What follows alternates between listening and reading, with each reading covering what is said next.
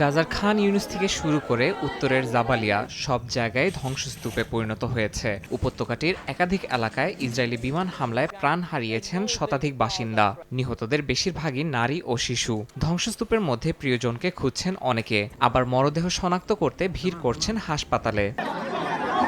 গাজার উত্তরাঞ্চলের বেইত লাহিয়ায় একটি দাতব্য রান্নাঘরের সামনে খাবারের আশায় সারিবদ্ধ হয়ে দাঁড়িয়ে থাকতে দেখা যায় শতাধিক মানুষকে। ধ্বংসপ্রাপ্ত ভবনের পাশে দাঁড়িয়ে থাকা বাসিন্দাদের হাতে ছিল খালি পাত্র। পরিবারের জন্য একবেলা খাবারের আশায় দীর্ঘক্ষণ দাঁড়িয়ে থাকেন তারা। ৩ মাসের ত্রাণ অবরোধে চরম খাদ্য সংকটে ভুগছে গাজাবাসী।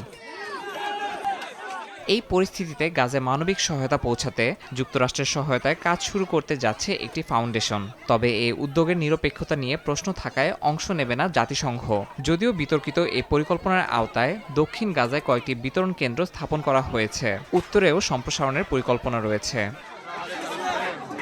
গাজার মানবিক পরিস্থিতি যুক্তরাষ্ট্রকে উদ্বিগ্ন করছে বলে জানিয়েছেন মার্কিন পররাষ্ট্রমন্ত্রী মার্কো রুবিও। এ বিষয়ে ইসরায়েলি প্রধানমন্ত্রীর সঙ্গে কথা বলেছেন বলেও জানান তিনি। রুবিও বলেন, হামাস যাতে সহায়তা লুট করতে না পারে এমন একটি পরিকল্পনা বাস্তবায়নের চেষ্টা চলছে। এদিকে হামাসের এক ঊর্ধ্বতন কর্মকর্তা জানান, নির্দিষ্ট শর্ত পূরণ হলে তারা গাজায় আটকে থাকা সব বন্দীদের মুক্তি দিতে প্রস্তুত। শর্তগুলোর মধ্যে যুদ্ধ বন্ধ ও জরুরি মানবিক সহায়তা প্রবেশে নিশ্চিত করার বিষয়টিও অগ্রাধিকার পাচ্ছে। আলোচনার সম্ভাবনা থাকলেও বাস্তবায়নের দিক থেকে শান্তির পথ এখনও অনিশ্চিত বলে মনে করছেন বিশ্লেষকরা। ইয়াসিন মোহাম্মদ জিসান, সময় সংবাদ।